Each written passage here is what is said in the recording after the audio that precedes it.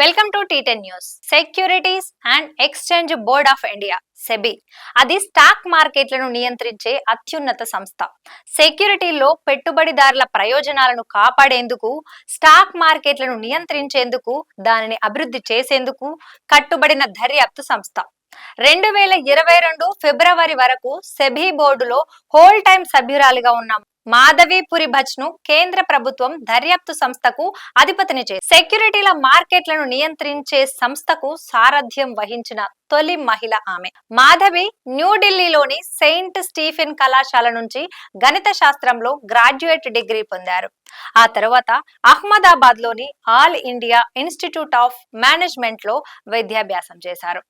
56 సంవత్సరాల వయసులో సెబీ పగ్గాలు చేపట్టారు. తద్వారా ఆ బాధ్యతలు చేపట్టిన అతి పిన్న వయసులో ఒకరిగా నిలిచారు.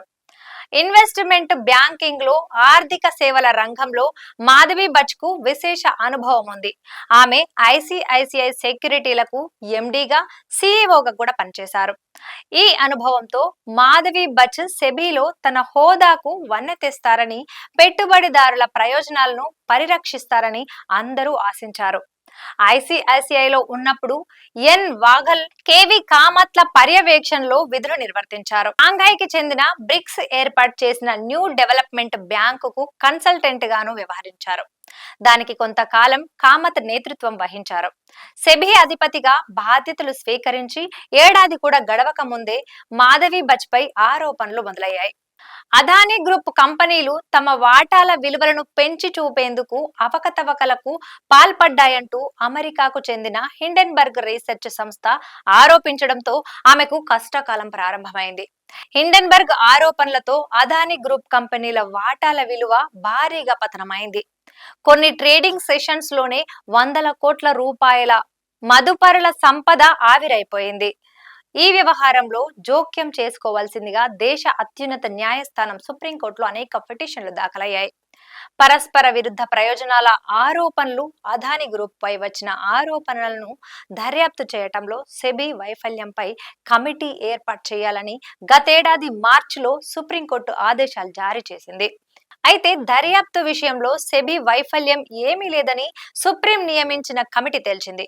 మేలో తన నివేదికను అందజేసింది. హిండెన్బర్గ్ నివేదికలో చూపిన 13 సంస్థల యాజమాన్యంపై సెబీ 2020 అక్టోబర్ నుంచే దర్యాప్తులు జరుపుతోందని తెలిపింది. దీంతో వివాదం చల్లారినట్టు కనిపించినప్పటికీ గత నెల 10న హిండెన్బర్గ్ మరో బాంబు పేల్చింది. పరస్పర విరుద్ధ ప్రయోజనాలకు సంబంధించి మాధవి భచ్ పై ఆరోపణలు చేసింది.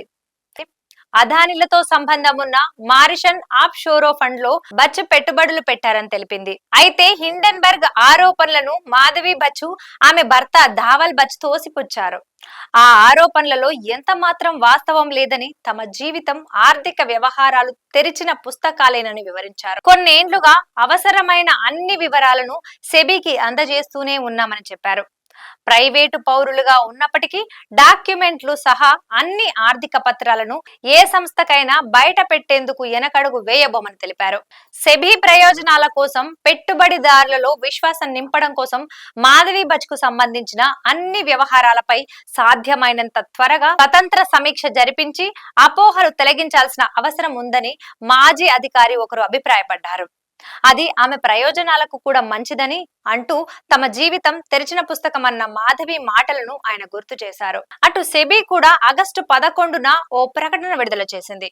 సెక్యూరిటీలు, వాటి బదిలీలకు సంబంధించి ఎప్పటికప్పుడు సమాచారం అందిస్తూనే ఉన్నారని, పరస్పర విరుద్ధ ప్రయోజనాలకు సంబంధించిన వ్యవహారాల దర్యాప్తు నుంచి తనంతట తానుగా వైదొలిగారని చెప్పుకొచ్చింది.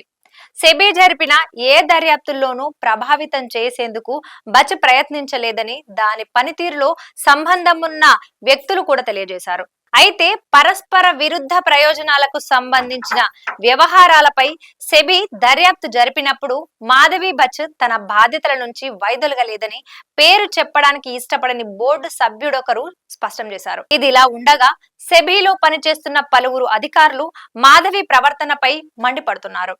అత్యున్నత స్థాయిలో ఉన్న వారు ఉద్యోగులను నమ్మడం లేదని, వారిని గౌరవించరని, పని ప్రదేశంలో విష సంస్కృతి నెలకొన్నదని ఆగ్రహం వ్యక్తం చేశారు. సెబీ ప్రధాన కార్యాలయం వద్ద ప్రదర్శన కూడా నిర్వహించారు. ఇది ఇవాల్టి న్యూస్. చూస్తూనే ఉండండి టీ10.